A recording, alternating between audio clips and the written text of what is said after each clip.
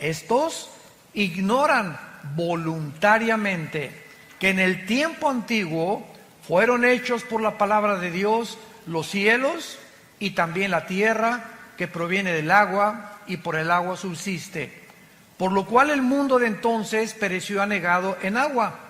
Pero los cielos y la tierra que existen ahora están reservados por la misma palabra, guardados para el fuego en el día del juicio y de la perdición de los hombres impíos.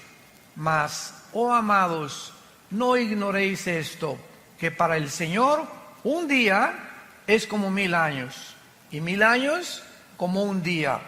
El Señor no retarda su promesa, según la tienen por tardanza, sino que es paciente para con nosotros, no queriendo que ninguno perezca, sino que todos procedan al arrepentimiento. Pero el día del Señor vendrá como ladrón en la noche, en el cual los cielos pasarán con gran estruendo, y los elementos ardiendo serán deshechos, y la tierra y las obras que en ella hay serán quemadas. Puesto que todas estas cosas han de ser deshechas, ¿cómo no debéis vosotros andar en santa y piadosa manera de vivir, esperando y apresurándonos para la venida del día de Dios, en el cual los cielos encendiéndose serán deshechos, y los elementos siendo quemados se fundirán? Pero nosotros esperamos, según sus promesas, cielos nuevos y tierra nueva, en los cuales mora la justicia. Hagámonos una pregunta antes de desarrollar este tema. Si supiéramos con absoluta certeza que Jesús vendría hoy en la tarde, ¿cómo vivirías? ¿Cambiarías la realidad de tus planes y prioridades y expectaciones? Si respondes que sí, entonces esto quiere decir que necesitas hacer algunos ajustes en tu vida, porque la realidad es que Jesús sí podría venir ahorita saliendo esta reunión, o podría venir en la noche, o podría venir mañana. La Biblia nos muestra que ahora que Jesús venga por la iglesia o por nosotros en el arrebatamiento, que se conoce como la doctrina del rapto de la iglesia, vendrá repentinamente. Y así vino el juicio del diluvio, así fue destruida Sodoma y Gomorra, porque Dios actúa repentinamente. Cuando estén comiendo y bebiendo y dándose en casamiento, vendrá de repente, y no tendremos jamás en la eternidad otra oportunidad de vivir para Dios. Mientras observamos lo que está pasando en el mundo, como lo hemos visto en el seminario de ayer, el siglo XX fue el siglo donde más descubrimientos científicos y donde más avances tecnológicos el mundo ha desarrollado. Lo que no pasó casi en 6000 años, brincamos, escuchen esto, del burro al motor de gasolina en el siglo XX.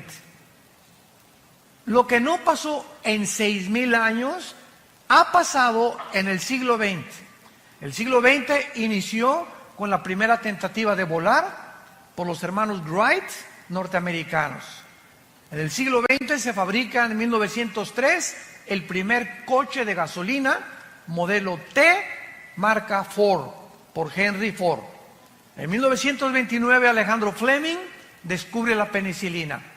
En 1939-40 los doctores Enrico Fermi, italiano, y Oppenheimer, alemán, descubren, bombardeando el elemento uranio 235, produciendo la fisión nuclear para producir la primera bomba atómica, que fue soltada en Hiroshima y Nagasaki con 3 o 4 días de diferencia, y entrando el mundo al mundo nuclear.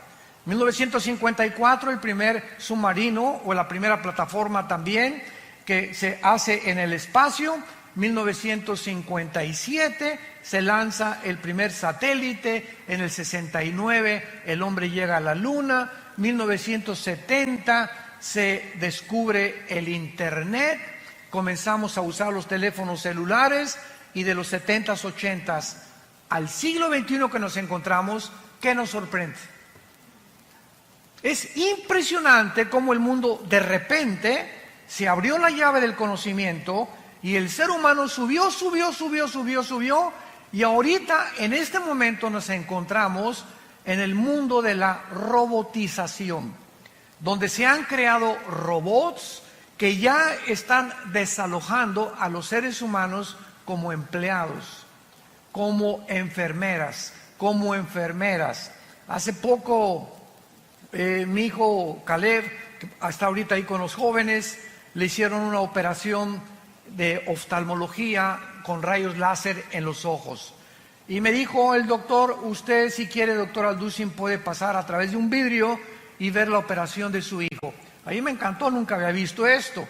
Entonces lo pude ver así, a mi hijo lo acostaron y yo creí que el doctor que tenía 80 años, dije que no tenga Alzheimer o que no le mueva la mano porque me lo va a dejar ciego, ¿verdad?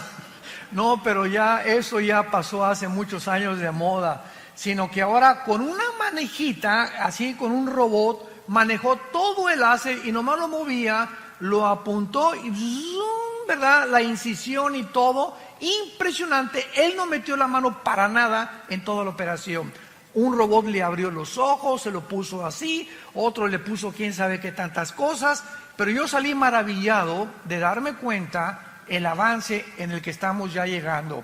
Antiguamente también para abrirte el corazón te abrían una cosa así, ahora ya nomás te abren una incisión de milímetros, te meten una aguja y hacen todo a través de cámaras electrónicas, de pantallas y de una robotización impresionante.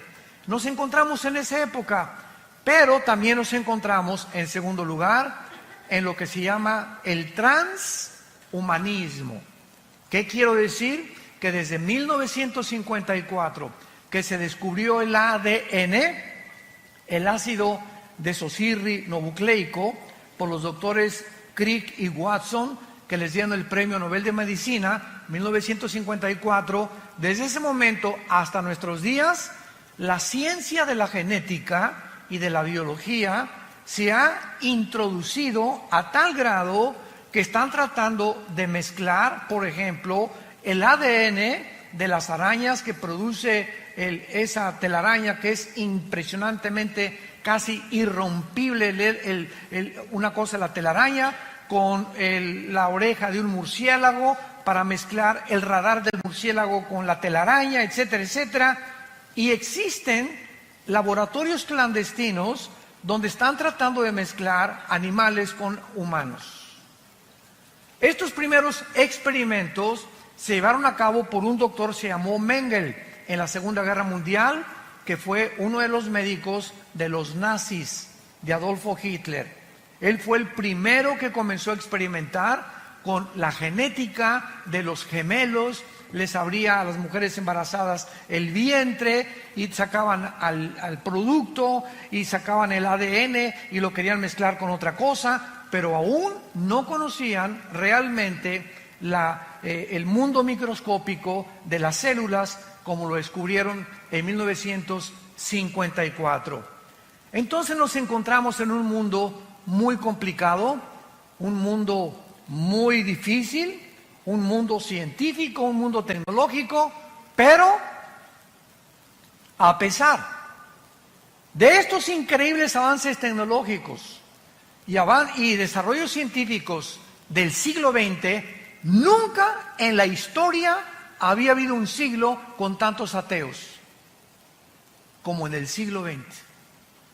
El siglo XX de repente parece que todos estos descubrimientos de la tecnología y de la ciencia ensoberbecieron al hombre. Y así tenemos del principio, ¿verdad? Bueno, Carlos Marx ya fue del siglo XIX con Federico Engels cuando postuló su libro El Capital para desarrollar la ideología del comunismo, pero tenemos a Sigmund Freud, aparente a principios del siglo XX, ateo, tenemos a Friedrich Nietzsche, que dijo que Dios estaba muerto, a Bertrand Russell, a Sam Harris, a Richard Dawkins, últimamente, a todos estos, Jean-Paul Sartre, Carlos Sagan, el astrónomo ateo también. Y es increíble cómo el siglo XX comenzó a enseñar. Yo me acuerdo cuando fui a la Universidad de México, la UNAM, a la Facultad de Filosofía, que me invitaron a una conferencia de filosofía, porque tengo un doctorado en teología y filosofía, para que yo les demostrara a los estudiantes qué avances en la filosofía se han alcanzado en el siglo XX, y la respuesta fue cero. Y se quedaron los estudiantes así. El mío maestro de filosofía me dijo, ¿a qué se refiere usted con que no ha habido avance en la filosofía? Le dije, el siglo XX se conoce como el tiempo o el siglo de la desesperación, como lo escribió el filósofo francés ateo Jean-Paul Sartre en su libro El Muro y en su libro La Náusea. Es el tiempo de la desesperación. Como dijo Sartre antes de morir, he pasado mi vida luchando y demostrando algo que no existe, por lo cual he gastado mi vida en balde. ¿Para qué gasté mi vida tratando de pelearme con alguien que no existe y enojarme con no existe? Él mismo dijo, el ateísmo es insostenible filosóficamente. Sin embargo, al mismo tiempo que en el siglo XX surgieron todos estos ateos, recordamos que los más grandes hombres de ciencia del pasado eran cristianos. Galilei, que descubrió, ¿verdad?, el telescopio y pudo introducir a la astronomía, cristiano. Apúntalo, Blaise Pascal, astrónomo físico francés, cristiano, tenía a Jesucristo como su Señor y Salvador. Isaac Newton, que descubre la gravitación y el movimiento astronómico en el cosmos. Luis Pasteur, el mismo Alberto Einstein, que aunque nunca reconoció que era cristiano, dijo en su frase famosa, Dios no juega a los dados con el universo. Pero de repente tanta tecnología y tantos descubrimientos ensoberbecen al ser humano. Y ahora nos encontramos, vuelvo a repetir, a pesar de todo lo que nos ha rodeado, escuchen esto, somos nosotros la última generación y la primera generación en la historia que tenemos el poder destructivo, nuclearmente hablando, para autodestruirnos en 30 segundos. Somos la primera generación en la historia que podemos autodestruirnos y acabarnos y autoextinguirnos en menos de un minuto. El último misil que acaba Rusia de hacer se llama Satán. La palabra Satán significa en el hebreo el adversario. Y este misil que tiene Rusia y que Irán ahorita continúa desarrollando nuclearmente su armamento para tratar de gobernar el Medio Oriente, a destruir a Israel, estos misiles pueden salir de Rusia y llegar, síganme con mucho cuidado, si Rusia dispara un misil sin que Estados Unidos se dé cuenta, sale el misil y vuela y llega a Estados Unidos en 25 minutos. En esos 25 minutos que va volando el misil, los satélites norteamericanos e israelíes, a través del Mossad, que es el servicio de inteligencia de Israel, detectan el misil, pero ese misil puede venir también de Ucrania o puede venir, no lo pueden detectar exactamente la ubicación de donde viene. Muy bien, entonces localizan al misil y el presidente de Estados Unidos, actualmente el presidente Donald Trump, trae un portafolio, todos los presidentes norteamericanos traen un portafolio con una computadora con códigos que solamente él sabe el código, para que cuando tenga él la comunicación que un misil se dirige a Estados Unidos, él abre el portafolio y apriete un botón y ese botón suena en la marina, en los portaaviones, suena con la armada terrestre y suena con el poder aéreo, con todos los pilotos aéreos, para que tanto la marina como los pilotos de la Fuerza Aérea y como los soldados puedan preparar sus misiles para interceptar el misil. Solo que hay un problema, que cuando el presidente abra su portafolio, el misil llega antes que el presidente lo pueda abrir. Y esto comenzó a suceder en los últimos 8 años en Estados Unidos, cuando el presidente Barack Obama, mandó desnuclearizar y quitar todas las armas nucleares e interceptar y decir que el portafolio era inefectivo. Lo tuvieron que volver otra vez a codificar y ha impedido que Estados Unidos, el escudo que le llaman antimisiles que tienen en Hawái y el escudo antimisiles que tienen enfrente de Nueva York, pueda funcionar con los submarinos Poseidón que están apuntando a Estados Unidos y que tiene cada submarino 6 torpedos nucleares, y un solo torpedo de ese submarino destruye 5 ciudades en 10 segundos. Y están apuntando en el Atlántico y están apuntando en el Pacífico. Basta solamente que algún loco, como ahorita el dictador de Corea del Norte, apriete un botón para desatar una conflagración a nivel internacional nuclear, que de acuerdo a la Biblia, en Apocalipsis 6, versículo 4, el cuarto jinete del Apocalipsis mataría a 1/4 parte de la humanidad. En este mundo nos encontramos un mundo de locos, donde la tecnología nos ha ensoberbecido y donde creemos que el ser humano, a través del humanismo, tiene la capacidad de resolver los problemas que van mucho más allá de nuestra capacidad humana para poder resolverlos. Nos hemos querido convertir en dioses. Este es el mundo que actualmente nos rodea. Y antes de entrar un poco más al tema, ¿por qué Rusia, Irán, Siria y Turquía se acaban de unir? Porque hace 25 siglos, en el libro de Ezequiel, capítulo 38, lo vimos ahí, 39, hace 2600 años, la Biblia profetizó que antes que Cristo regresara, se uniría Rusia con Siria, con Irán y con Turquía. Y estas naciones que la Biblia profetizó hace 2600 años, son exactamente las naciones que han formado un eje en el Oriente para poder controlar el Medio Oriente, donde se encuentran debajo de Arabia Saudita, de Irak y de Irán, casi el 70% de la producción petrolera del mundo. Pues el Medio Oriente es una manzana de la discordia.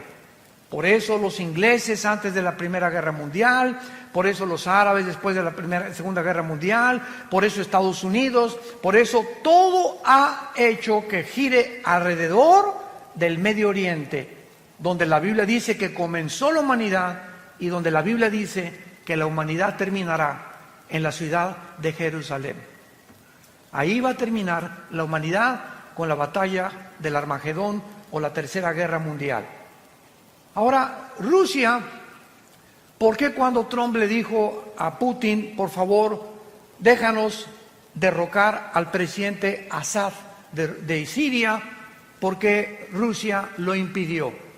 Porque Rusia tiene la única base naval en Siria que está a orillas del Mediterráneo. Entonces, si quiere Rusia evitar que por el Mediterráneo se metan sus enemigos, lo harían, y jamás Rusia abandonará a la familia de los Assad, ni tampoco Rusia permitirá, mientras esté Putin, que Siria caiga en manos de otra nación. ¿Por qué se acaba de unir con Irán? El ayatollah Khomeini y el presidente Rouhani de Irán acaban de dictaminar que van a destruir a Israel y que ya tienen los misiles apuntando en contra de Israel. ¿Por qué se unió con Rusia? Porque Rusia tiene a papá China.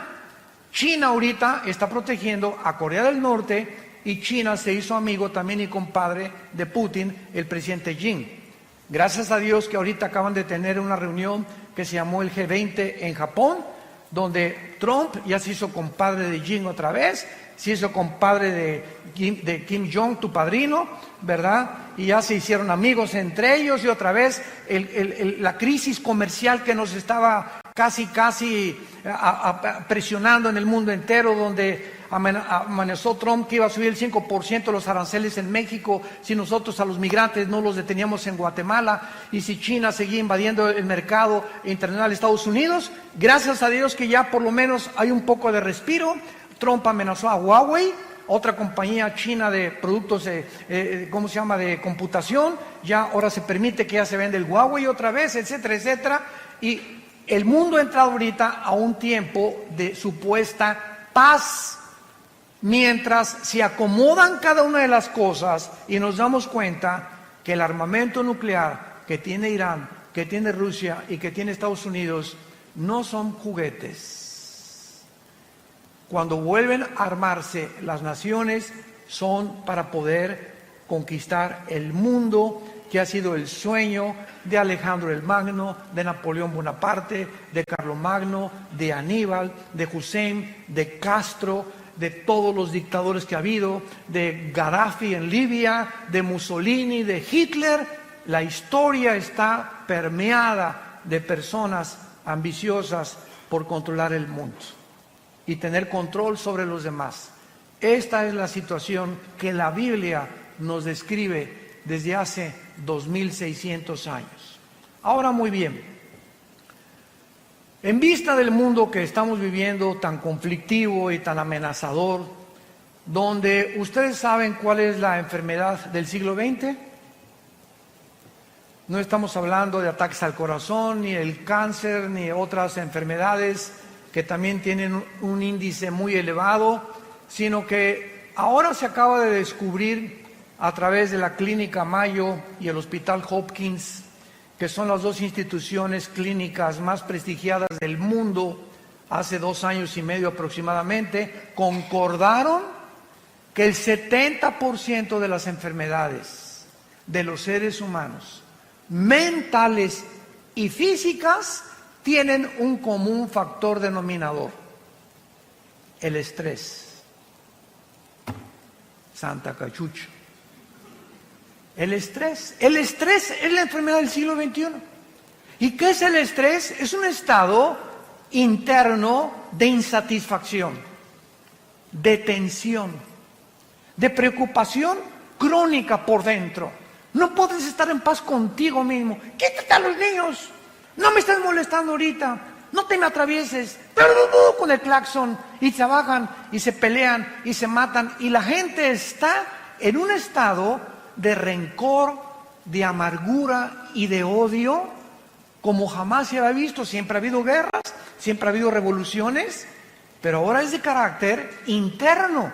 Ahora el ser humano se está descomponiendo porque algo dentro de su vida no le da la paz que necesita. Y encontramos una lista impresionante de cantantes, de actores, de políticos, de deportistas, de gente multimillonaria que están rodeados de todo lo que cualquiera quisiera desear, diciéndonos: soy la persona más vacía y más miserable de esta vida, entregándose a las drogas, como cuando muere el rey del pop, Michael Jackson, tu ídolo. Cuando muere no se sabe si era hombre o si era mujer. Cuando muere el rey del rock, Elvis Presley, muere con un plato con su cara sobre la sopa, diciendo que ya no quería vivir, con 500 mujeres formadas en fila en su casa de Memphis, esperando tener relaciones con él. ¿Qué ha sido tu sueño? Rabo verde. Y todo lo que nosotros pensamos que nos podría dar, o lo que quisiéramos algún día soñar, nos damos cuenta que lo han tenido los seres humanos como Salomón escribió en el libro de Eclesiastés capítulo 2, a la risa le digo enloqueces y al placer de qué sirve esto, cuando tenía 800 esposas. Tú nada más tienes una. Tenemos, dijo el otro, ¿verdad?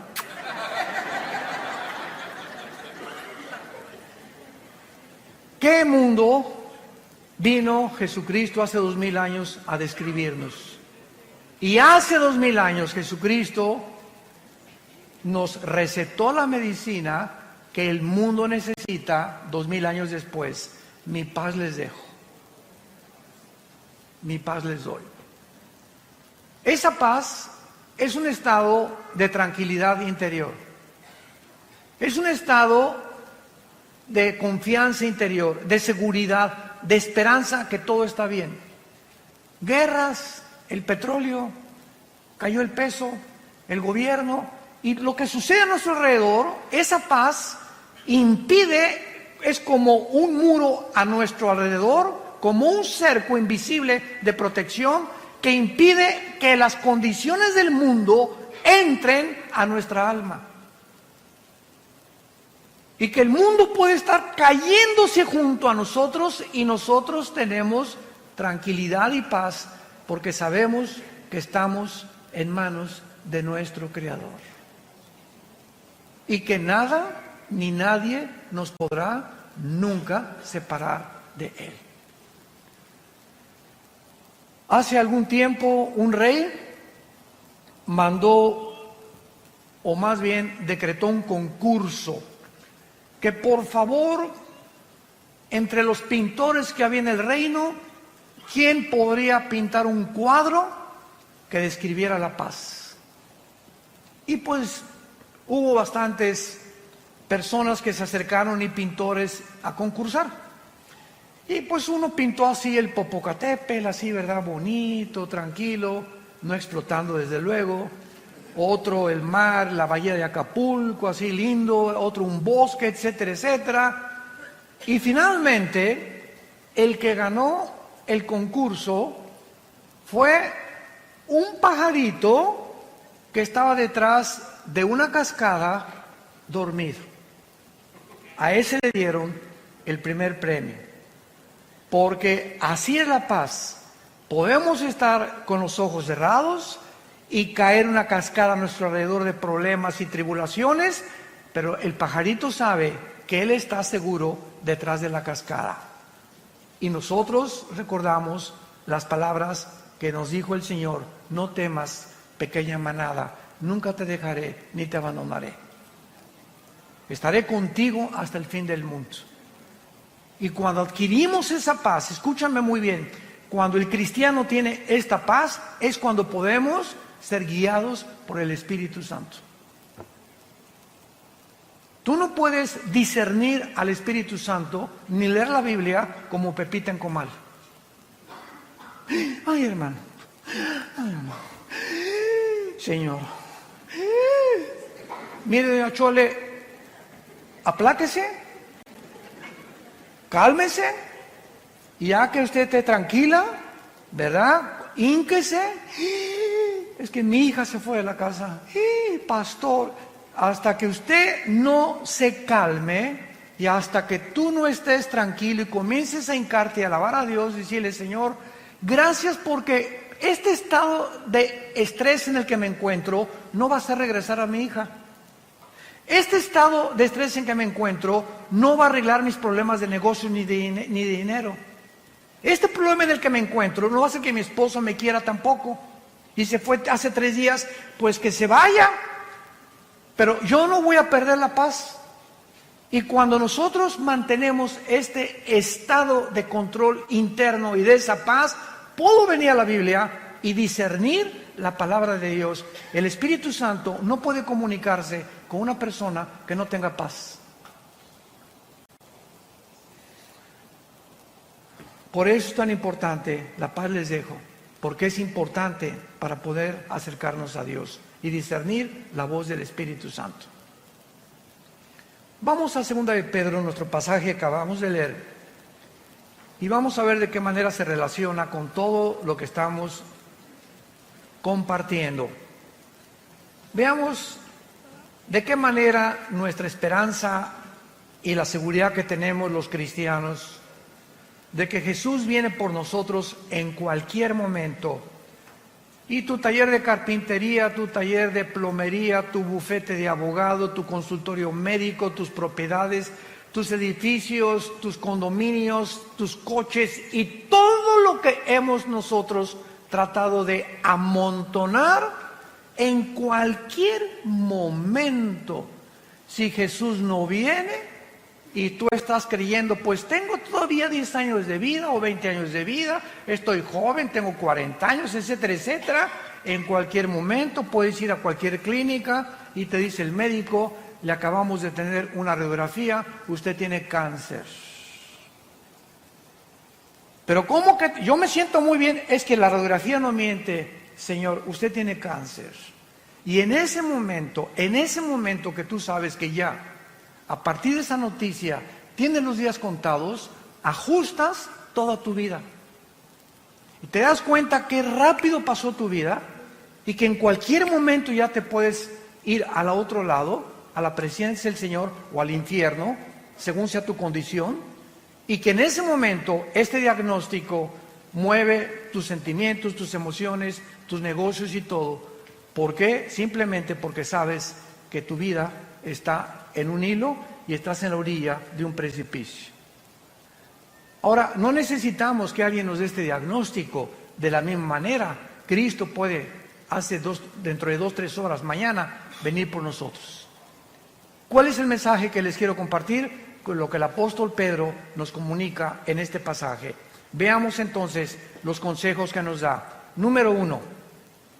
La primera cosa que se nos aconseja en 2 de Pedro capítulo 3, particularmente las promesas relacionadas con el futuro, es el origen de las promesas de Dios. Amados, esta es la segunda carta que los escribo, y en ambas despierto con exhortación vuestro limpio entendimiento. O sea, lo primero que Dios nos dice es, quiero que entiendan.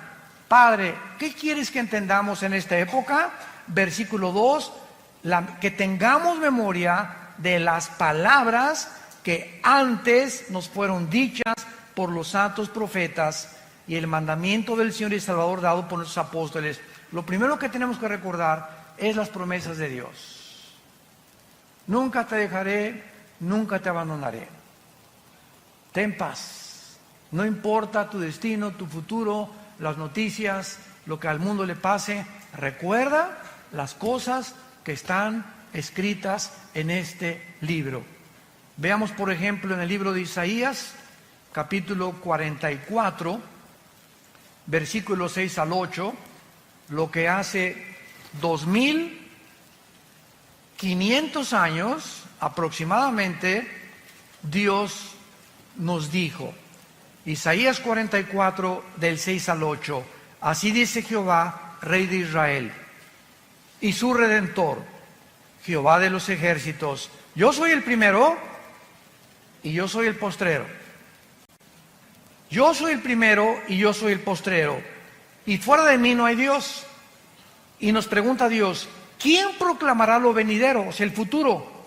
Lo declarará y lo pondrá en orden delante de mí, como hago yo desde que establecí el pueblo antiguo. Anúncienles lo que viene y lo que está por venir. No tengan miedo. No teman. No se amedrenten.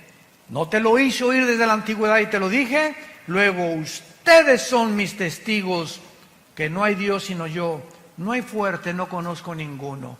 Cuando Dios dice, yo soy el alfa y el omega, es la primera letra del alfabeto griego y la última letra del alfabeto griego, el alfa y el omega. Si nos dice Dios, yo soy el primero, y yo vengo a la Biblia y leo Génesis, y veo que los científicos actuales están poniéndose de acuerdo y reconociendo que la descripción de la creación del universo, de acuerdo a los primeros 2 capítulos del Génesis, coincide con la astronomía, coincide con la física, con la primera y la segunda ley de la termodinámica, coincide con la biología y coincide con la paleontología y con la antropología. Entonces comienzo a enfocarme, a darme cuenta que si lo que en la Biblia en el principio es verdad, en el principio, ¿dónde me encuentro yo si Dios es el final? Nos encontramos en medio. Entonces, ¿qué es lo que nos está diciendo Dios? Voltea hacia el pasado y ve todo lo que he escrito en la Biblia. Solo en la muerte de mi hijo en la cruz, 33 profecías se cumplieron, al pie de la letra. Cuando Jesús colgaba en la cruz, se estaban cumpliendo 33 profecías por los profetas hebreos al pie de la letra.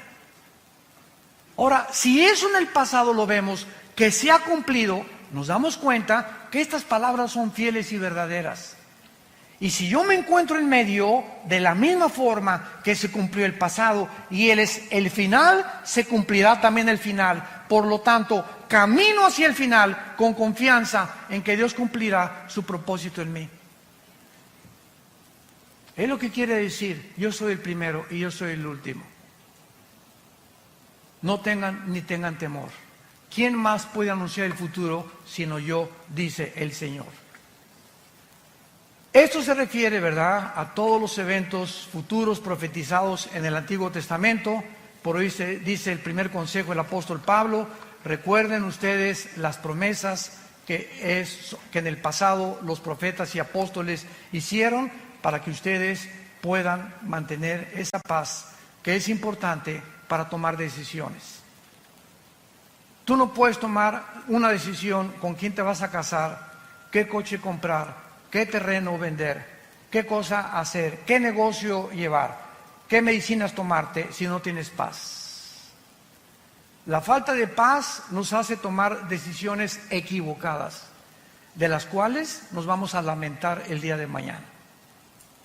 Porque en el momento que tomamos la decisión para casarnos, para comprar ese vehículo, para comprar ese terreno, lo hicimos no con la dirección del Espíritu Santo, lo hicimos en la carne, guiados por nuestras pasiones.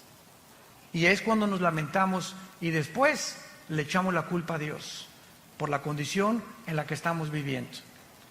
En segundo lugar, veamos nosotros en 2 de Pedro capítulo 3, en nuestro pasaje, que dice la Biblia en el versículo 3 y versículo 4, sabiendo primero esto. Es la segunda cosa que Dios quiere que sepamos. Número 1, las promesas de Dios. Número 2, tenemos que saber que en los tiempos que estamos viviendo, o sea, los postreros días que son los nuestros, vendrán burladores. Vendrán burladores. El siglo XX se llenó de ateos. ¿Quién es un ateo? Una persona que se burla de alguien que no existe. Santa María Catarina. Es una persona que se burla o insiste en pelearse con alguien que no existe. Por eso decía Sartre que es insostenible filosóficamente el ateísmo. Entonces vendrían burladores y los vemos, aunque ya son menos, andando según sus concupiscencias. Y estos burladores, dice la Biblia, versículo 4, van a comenzar a decir: ¿dónde está la promesa de que Cristo va a regresar? O sea, de su advenimiento. Porque desde el día en que los padres durmieron, o sea, todas las cosas en el mundo han sido así. Y dicen, siempre ha habido guerras, siempre ha habido terremotos, siempre ha habido pestas. ¿Por qué dice que son señales de los últimos tiempos? Muy bien. Estas personas querrán atacar las promesas de Dios y de nuestro corazón, y la Biblia les llama burladores. Un burlador, es muy importante, no es la misma persona que tiene dudas. Entonces, hay una gran diferencia entre un burlón y una persona que tiene dudas honestas. La persona que tiene dudas honestas dice lo siguiente: yo no puedo decir que no creo en Dios. Yo no sé, más bien, honestamente, yo no sé si existe Dios. Pero si existe Dios, oh Dios, si tú existes, dame evidencias que tú existes. Y dice la Biblia, me encontrarás y me buscarás con todo tu corazón. Entonces Dios oye a las personas que tienen dudas y que dudan, ¿verdad? Como Job. Job llegó un momento en que todo lo que le pasó en el capítulo 3 dice: Señor, ¿por qué mejor no fui un abortivo? ¿Para qué me permitiste y para qué nací? Para todo este sufrimiento que estoy atravesando. Entonces Job le preguntó a Dios: Señor, ¿por qué no fui un abortivo? Pero vean la diferencia. ¿Para qué me hiciste? ¿Para qué fui un abortivo? Chale. Podemos acercarnos a Dios con una actitud: Padre, yo no entiendo lo que está pasando, por qué te vaste a mi hijo, etcétera, etcétera. Oh Dios, dame la fortaleza ahorita y dime, muéstrame, ilumíname, porque quiero seguir confiando en ti. ¿Ya ves? Y para eso me perdí el trabajo, para ser cristiano. Vean la diferencia en la actitud. Cuando tenemos esa actitud de retadores y de soberbios, demandando a Dios que nos conteste como si fuera nuestro sirviente, jamás te contestará. Y el resultado será que vivirás amargado o vivirás amargada, porque tú crees que no te contestó Dios, pero no te contestó por tu actitud. Porque sin humildad no podemos tener palabra de Dios. Entonces, las personas que dudan están abiertos, pero el burlador ni siquiera quiere oír las evidencias ni hacer caso de las evidencias. ¿Se acuerdan de los fariseos? En tiempos de Jesús, los fariseos vieron a Jesús sanar, vieron echar demonios, vieron las palabras, jamás los insultó, jamás dijo groserías, jamás vendió marihuana, jamás hizo daño a nadie, y estuvieron con Jesús. Y los fariseos, el día que planearon matar a Jesús, que es en el capítulo 11 del Evangelio de Juan, fue cuando resucitó a Lázaro. El milagro más grande que Jesús hizo enfrente de cientos de personas: Lázaro, 3 días de muerto, donde ya se había descompuesto su carne, la sangre le había dejado de circular, la condición del cerebro, dicen los médicos que a los 20 minutos, ¿verdad?, ya el cerebro se atrofia cuando ya no hay oxígeno, etcétera, etcétera. Y Lázaro tenía 3 días y dicen que ya hedía, apestaba ya. Pues cuando Jesús dice: Lázaro, ven fuera, el Espíritu llega, se mete a Lázaro y comienza la reconstrucción de sus células, la circulación de la sangre, y sale Lázaro. Era para que cualquiera hubiera creído, ¿no crees? Estás buscando de que si yo veo un milagro voy a creer en Dios. Pues los fariseos vieron resucitar a Lázaro y ese día dijeron: planeamos quitarle la vida. Burladores. Yo me he encontrado con diferentes tipos de ateos y diferentes tipos de personas, como uno les conté hace algún tiempo en una reunión, que saliendo de una conferencia en un hotel en México, en el elevador se acercó un señor así muy retador. Me dice: usted es el doctorcito Alducin, ¿verdad? Pero así, ¿verdad? Yo le iba a decir: bueno, ¿y qué te importa, no? Pero no le pude decir eso. Me daban ganas, no nos dan ganas a veces. Usted, ¿verdad? Sí. ¿Y en qué le puedo servir, señor? A ver, diga, contésteme. Pero así, a ver, contésteme. Dios es todopoderoso, ¿verdad? Sí, claro, le contesté. Bueno, si es todopoderoso, entonces no tiene poder para destruir al diablo. Y le dije: claro que sí. Y le dije: pero dele gracias a Dios, porque comenzaría con usted. El hecho que Dios no haya terminado con la maldad implica que Dios no quiere que todo mundo sea condenado. Y le dije: el hecho, cuando bajamos el elevador, que usted quiere que le conteste esa pregunta en la actitud burladora en la que usted se me está acercando, no merece que le conteste como yo le contesté. Pero así encontramos tipos de diferentes personas con diferentes actitudes. Veamos nosotros que este burlador se dedica a burlar, a criticar, a despreciar y atacar las cosas de Dios sin tener evidencias, pero él no quiere evidencias. Él quiere mantener una actitud de soberbia en contra de Dios, volviendo su enemigo. Vean lo que dice el Salmo 10 acerca de los burladores. David escribió hace 3000 años el Salmo 10 y dice la Biblia que aquí se describe algunas características de este tipo de personas que abundan a nuestro alrededor. Las encontramos en los maestros de escuela, en las universidades, profesionistas, médicos, en fin, ¿verdad? En todas las áreas de la sociedad se encuentran estas personas. Dice el Salmo 10, versículo 3 al 5, porque el malo se jacta, o sea, se enorgullece del deseo de su alma. Bendice al codicioso y desprecia a Jehová. El malo, por la altivez de su rostro, no busca a Dios. No hay Dios en ninguno de sus pensamientos. Sus caminos son torcidos en todo tiempo. Tus juicios los tiene muy lejos de tu vista. Y dice en su corazón, no seré movido jamás, nunca me alcanzará el oportunio. Y el capítulo 14 de los Salmos, versículo 1, dice, el necio dice en su corazón, no hay Dios. El necio o el burlón dice en su corazón, no hay Dios. Ahora, ¿por qué actúan de esta manera? Regresamos a nuestro pasaje de Segunda de Pedro. ¿Por qué estas personas actúan de esta manera? Donde ya ni las evidencias les funcionan. Simplemente cuando una persona ha decidido, escúchame muy bien, no creer en Dios, como una vez una persona me dice, si yo veo un paralítico levantarse de su silla de ruedas, voy a creer en Dios. Y le dije, no es cierto. Porque si tú ves un milagro de un paralítico levantarse, tus emociones van a ser afectadas y tus sentimientos también, y vas a decir, de veras, está caminando, don Paquito ya tenía 15 años, pero esas emociones que fueron despertadas en ti de asombro, ¿cuánto te van a durar?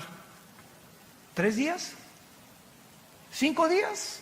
A la semana regresas a tu misma incredulidad.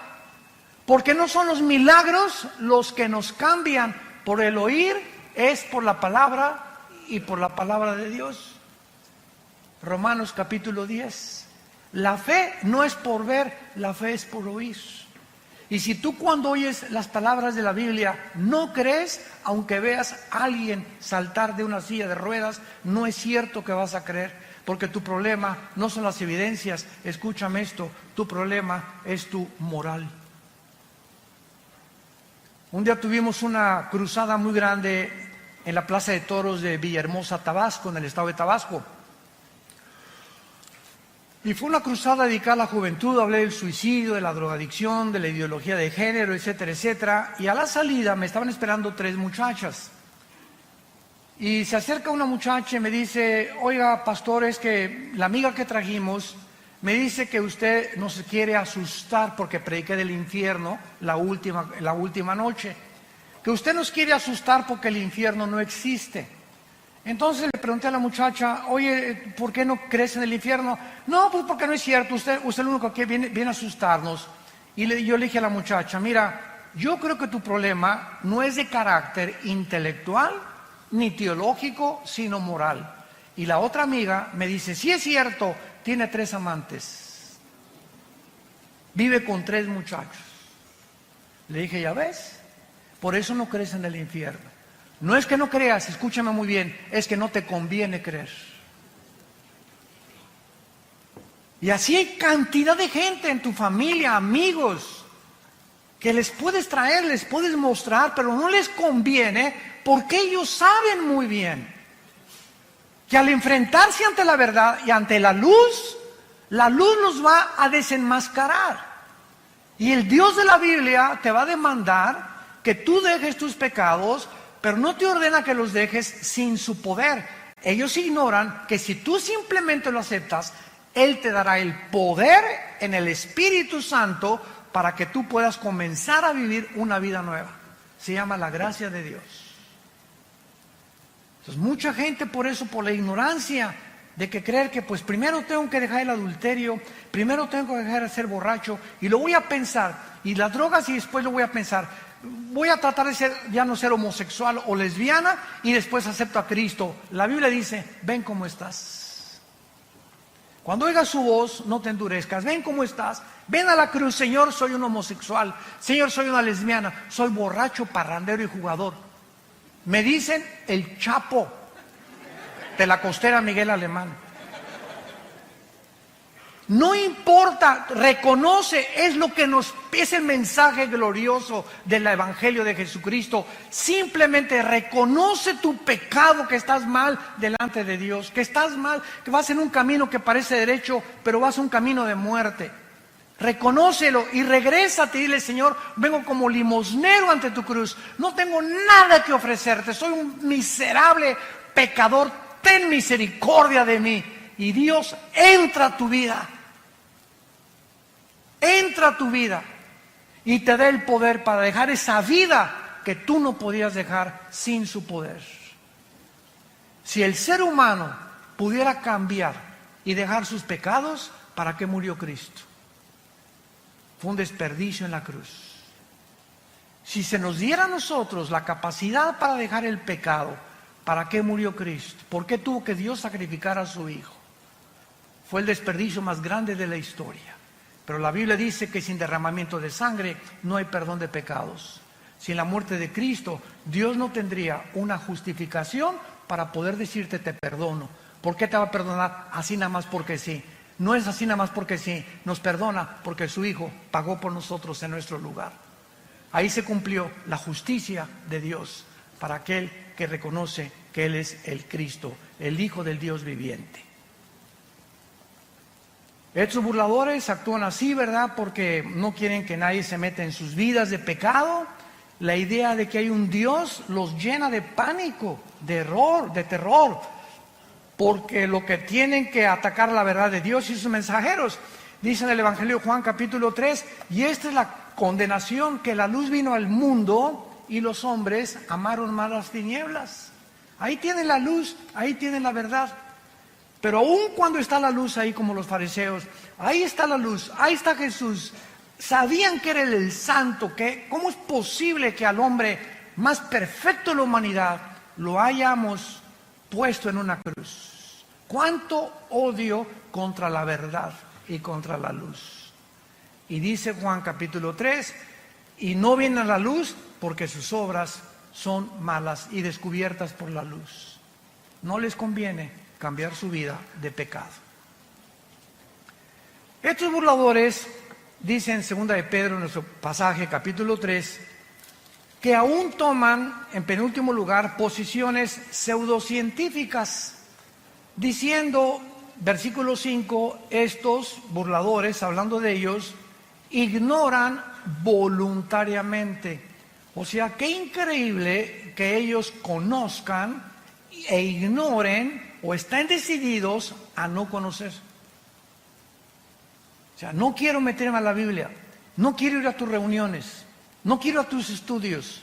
Voluntariamente no quieren conocer la verdad. Te repito, porque la verdad los va a exhibir y les va a mostrar la luz, y a ellos no les conviene salir de su pecado. Aman más las tinieblas en donde viven que pasar al reino de la luz admirable de Jesucristo.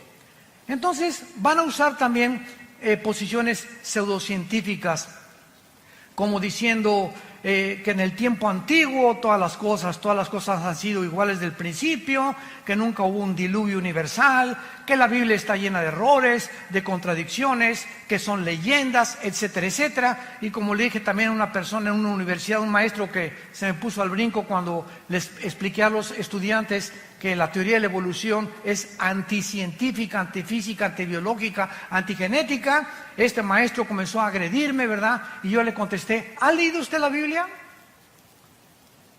No, Chepo. ¿Por qué ataca usted un libro? Es que está lleno de errores. Por favor, aquí está la Biblia. Muéstreme los errores que usted considera que es una equivocación. Porque cuando usted viene a la Biblia y usted considera que aquí hay una contradicción, el problema no es de Dios, el problema es de su entendimiento. ¿Por qué? Porque los pensamientos de Dios son más altos que los nuestros.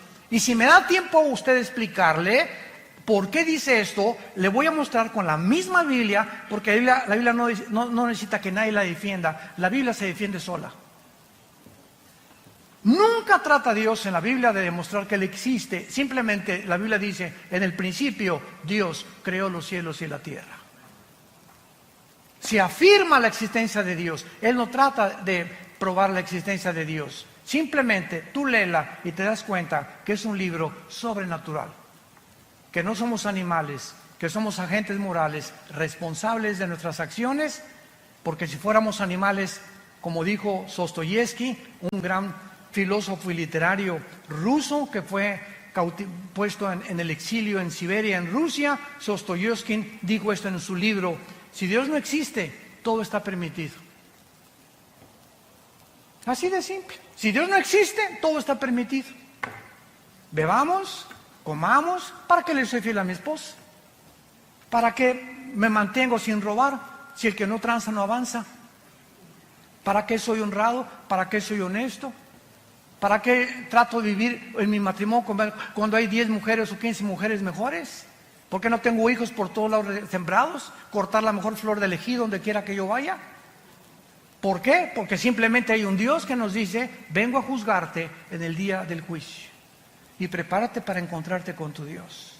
Pero si Dios no existe, como una vez Blaise Pascal tuvo una discusión con un ateo, y el ateo le dijo a Blaise Pascal: oye, pues fíjate que yo no creo que exista Dios. Para mí, después de la muerte, al polvo, y ahí se acabó todo, como los animales. Y le dice Blaise Pascal, el gran filósofo, astrofísico, físico matemático francés, le dice Pascal a este ateo: mira, si tú tienes razón y no hay Dios, bueno, digo, y acabamos todos en la tumba, pues nos vamos al polvo y no hay ningún problema. Pero si mi Dios tiene la razón y Jesucristo resucitó entre los muertos, ¿qué amuladas te vas a llevar? Así que ya sea que tú tengas razón o que yo no tenga razón, yo salgo ganando. Porque si Dios no existe, pues no perdí nada. Pero si Dios existe, ¿qué amulada te vas a llevar? Es un simple razonamiento. O como dijo también Newton, una vez tenía un amigo Newton, Isaac Newton, que era ateo. Y entonces estaba viendo el universo una noche que estaba con Newton, y Newton estaba con sus matemáticas cuánticas y su astronomía y considerando muchas cosas del universo, etcétera, etcétera. Y le preguntó el ateo a Newton: oye, qué maravilloso universo, ¿verdad? Le dijo: sí, es el diseño y la inteligencia de un Dios. Y le dijo Newton, le dijo el ateo: no me hagas reír. Ahí murió la cosa. Al otro día, Newton lo invita a cenar a su casa. Y Newton tenía en su casa, en su estudio, un universo que él había hecho, así colgó al sol, la luna, las estrellas. Tenía como una sala con una representación del universo. Entonces llegó este amigo de él a su sala y vio todo esto colgado y le preguntó el ateo: oye, qué bonito, ¿quién colgó todas estas cosas? Y le contestó Newton: se colgaron solas.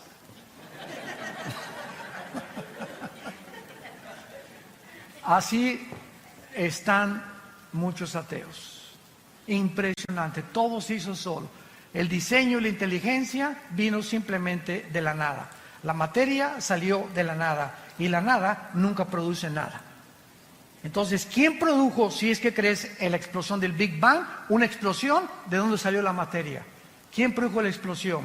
¿Quién produjo el universo tan perfecto en el que vivimos? ¿Cómo es posible que las condiciones de la vida en esta Tierra no se encuentren en ninguna galaxia, por lo menos, que hemos nosotros alcanzado a percibir a través de los telescopios? ¿Cómo es posible que la circulación de mi sangre, las células, los glóbulos blancos que actúan como los soldados para atacar las defensas de las bacterias y microbios que entran a mi cuerpo?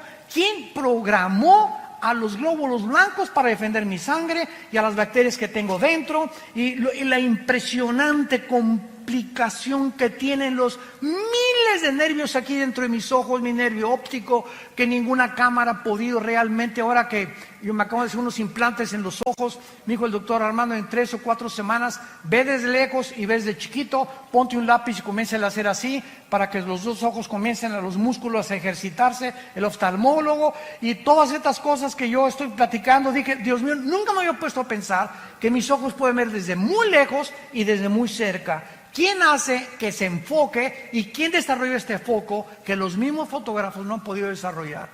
Ya no valemos solamente de eso, de la sangre, de los 3 huesitos que forman los oídos, de nuestra lengua, de nuestros dientes, de nuestro esqueleto, nuestros músculos. Bueno, es impresionante cómo puede alguien atreverse a decir: no existe Dios.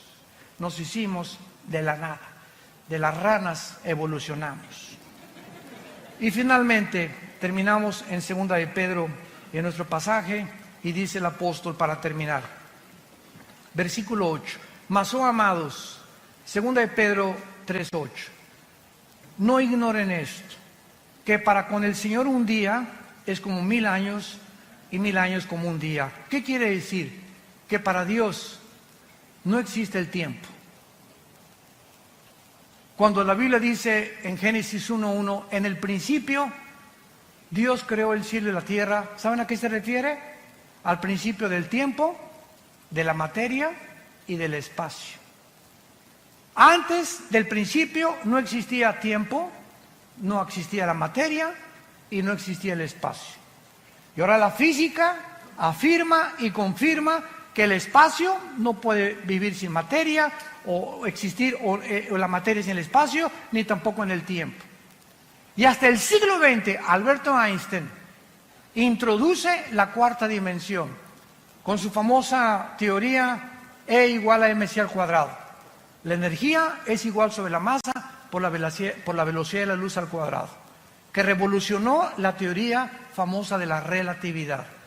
Entonces, cuando Einstein comienza a introducir que el tiempo es la cuarta dimensión, ahora desde 1945 hasta nuestros días más o menos, sabemos que somos cuadridimensionales, que es hacia abajo, hacia arriba el espacio, hacia los lados y el tiempo como la cuarta dimensión. Dios está arriba del tiempo, el espacio y la materia de nosotros. Por eso su nombre es Yahweh. Yo soy el que soy. Para Él no hay el pasado ni el presente. Lo que aquí pasa en 1000 años, desde la eternidad es un día. Entonces, esta es la grande diferencia entre cómo Dios piensa y cómo pensamos nosotros. Y esto le da la capacidad a Él de ver el futuro que nosotros no podemos percibir por estar encerrados en un universo cerrado de 4 dimensiones nada más. Por eso dice la Biblia, amados, no lo ignoren. Para Dios el tiempo no existe. El Señor no retarda su promesa. Ay Dios, ¿por qué no vienes ya y acabar con el diablo, los secuestros, los robos, los crímenes, la ideología de género, la prostitución? ¿Cuántos de nosotros verdaderamente cada noche, no sé tú y cuántas personas, has mojado tu almohada con lágrimas diciéndole a Dios, oh Dios, cuida a nuestros hijos, cuida nuestro matrimonio? Te pedimos por el gobernador de Guerrero. Te pedimos al presidente que tenemos ahorita, dale sabiduría para gobernar México, Señor, pobre México. Por favor, dale sabiduría al gobierno. Vivimos un mundo bien feo a nuestro alrededor. Y nuestras oraciones es lo único que puede cambiar. Y nos desesperamos, ¿por qué no cambias? Te dice Dios, no es que me tarde, es que no quiero que ninguno perezca.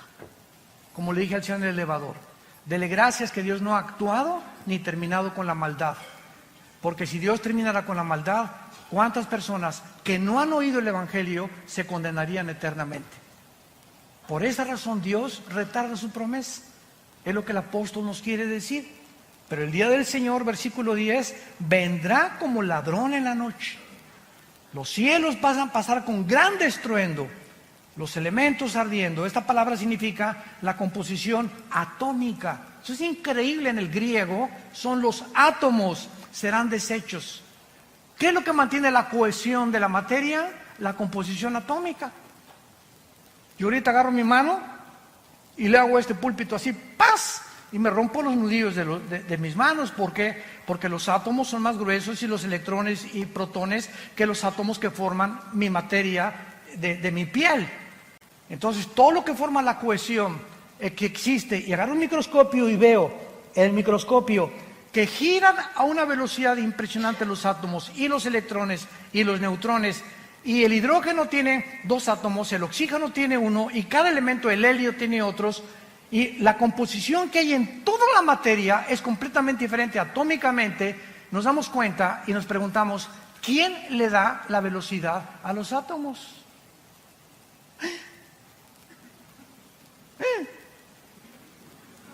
¿Quién les hizo así a los átomos?